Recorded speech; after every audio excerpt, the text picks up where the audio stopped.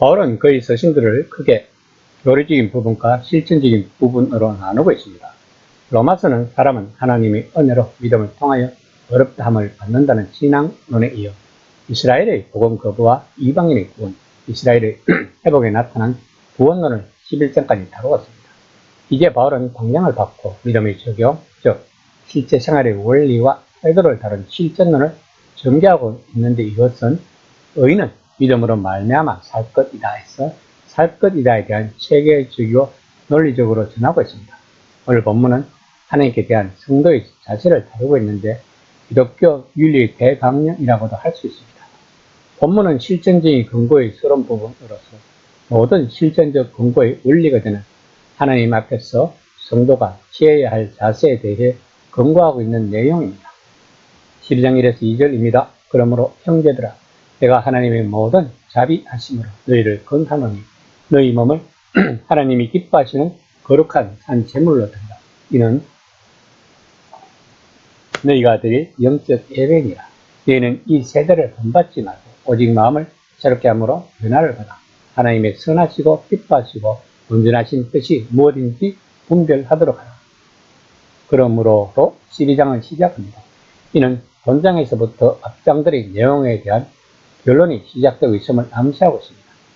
그 당시 유대인처럼 바울 또한 세계사를 현 시대와 오는 시대로 나누고 있었습니다. 현 시대가 하나님에 대한 반항과 그로 인한 타락과 죽음을 특징한다면, 오는 시대에는 하나님이 세상과 인간에게 새 생명을 주시고 단번에 정의와 기쁨과 평화를 가져오실 것이라고 믿고 있었습니다. 이 오는 시대가 예수 안에서 그리고 그분의 죽음과 부활 가운데 이미 시작되었다는 바울의 믿음은 바울 복음의 핵심에 속하는 것입니다. 그러므로 그리스도인은 주변 세계가 자기 방식대로 자신을 좌지우지하지 못하게 하면서 현 시대가 아니라 이미 이 땅의 새 시대에 어울리도록 생각하고 말하고 행동하는 방법을 찾아야 한다는 것입니다.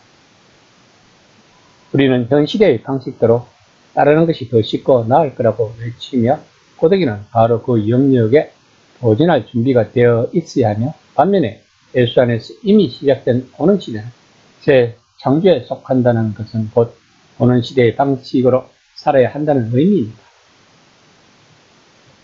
본문에서 바울은 이 모든 것의 핵심은 마음의 변화라고 말하고 있습니다. 오늘날에도 이를 전혀 받아들이지 않는 그리스도인이 많습니다. 그들은 여전히 세상의 사고방식대로 생각하면서도 자신이 그리스도인 기준에 부응할 수 있을 거라고 기대합니다. 그러나 그것은 불가능하다고 1장 18절에서 32절까지 말하고 있습니다. 바울은 마음과 몸이 서로 밀접하게 연결되어 있다고 봅니다.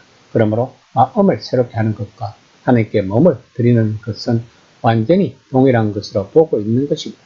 여기서 바울은 인간의 전자, 즉 몸의 의미를 성전 희생제물처럼 드려야 한다는 것입니다. 큰 차이가 있다면 희생제물은 죽임을 당하지만 그리스도인이 자신을 드리는 것은 사실상 새 생명으로 다시 사는 것이라는 점입니다. 새 생명이란 자신의 악한 행실을 죽이고 나면 찾아오는 생명을 말합니다. 그리스도인의 삶은 반항같이 죽음에 빠진 우리를 만나려고 한없는 긍휼을 덮으신 하나님께 자신의 모두를 기꺼이 드리는 데서부터 시작된다고 바울은 말하고 있는 것입니다. 이 모든 것은 마음의 변화에서 시작된다는 것입니다.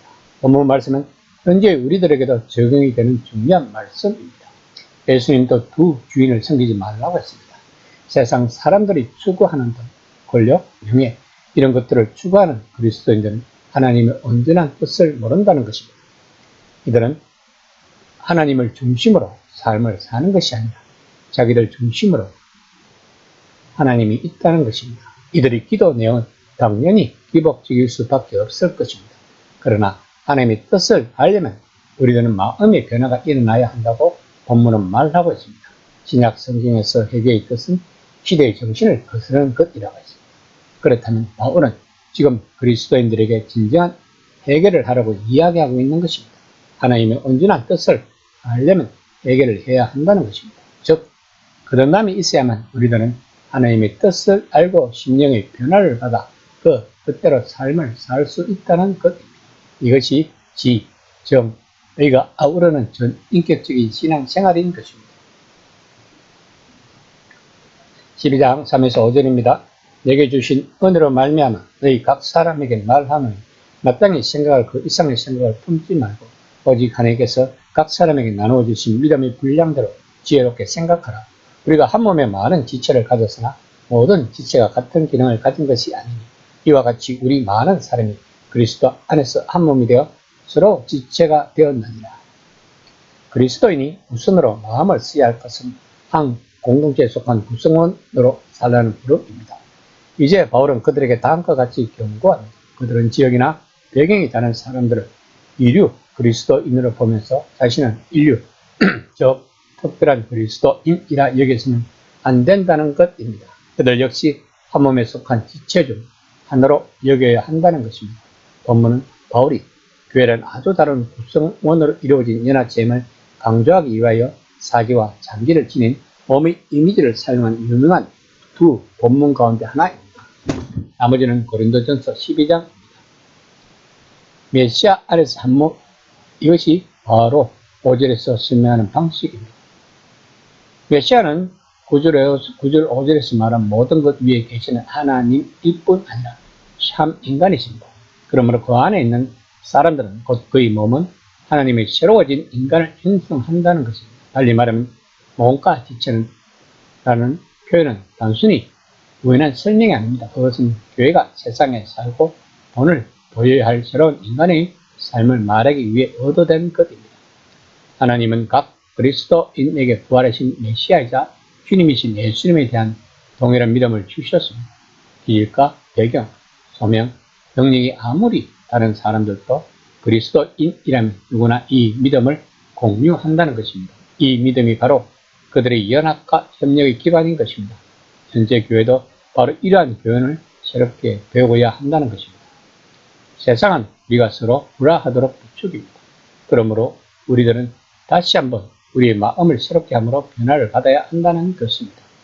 특히 자신이 드리는 예배를 통하여서 말입니다. 그런 식으로 연합의 교훈을 배울 때 그 교훈을 실천한 방법도 배울 수 있을 것입니다. 이 시간 나는 마음을 새롭게 하여 변화가 되어 하나님의 온전하신 뜻을 알고 또한 교회에서 그 하나님 뜻대로 온전히 일합하는 신앙생활을 하고 있는지 한번 생각하는 시간이 되었으면 합니다.